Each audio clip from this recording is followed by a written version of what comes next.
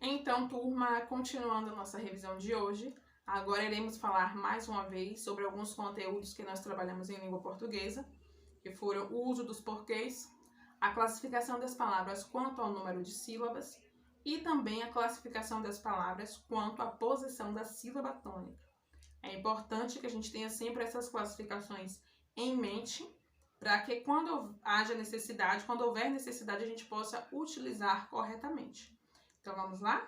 Falando sobre o uso dos porquês, sabemos que são 4. Temos lá o porquê separado sem acento, o porquê junto sem acento, o porquê separado com acento e o porquê junto com acento. Vamos recapitular cada um deles? Vamos lá. O porquê separado sem acento, ele é utilizado em perguntas, no início das perguntas.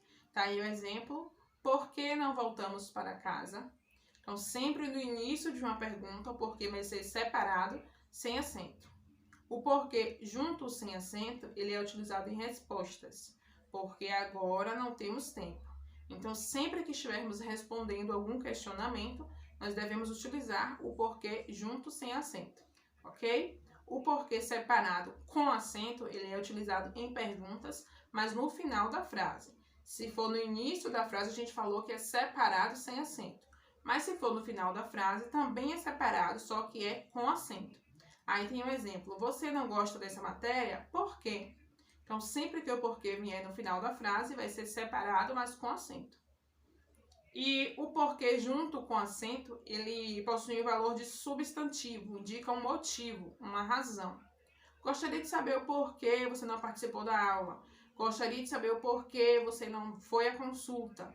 Então, aí quer saber o motivo, qual a razão que levou a tal comportamento. Então, nesse caso, é um porquê junto e com acento. Vocês terão aí outros exemplos para que vocês possam analisar, falando um pouquinho da classificação das palavras quanto ao número de sílabas. Então, de acordo com o número de sílabas, as palavras elas podem ser classificadas em monossílabas, dissílabas, trissílabas ou polissílabas.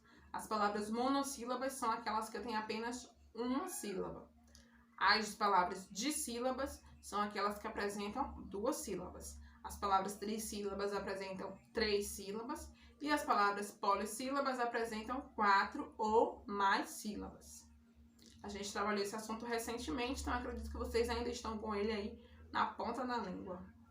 Já a classificação quanto à posição da sílaba tônica, ela vai nos mostrar se a palavra ela é oxítona, paroxítona ou proparoxítona, de acordo com a posição da sílaba tônica na palavra.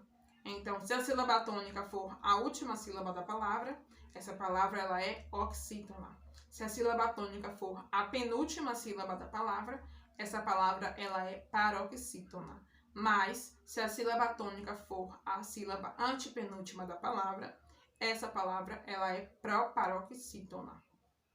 Então, é importante lembrar que todas as palavras proparoxítonas elas são acentuadas e sempre que a palavra estiver com qualquer acento, a sílaba do acento a gente já pode classificar como uma sílaba tônica. Então, essas dicas elas facilitam na identificação da sílaba tônica em qualquer palavra. Então, não esqueçam que um acento ele faz toda a diferença. Então, ele sempre tem que ser levado em consideração.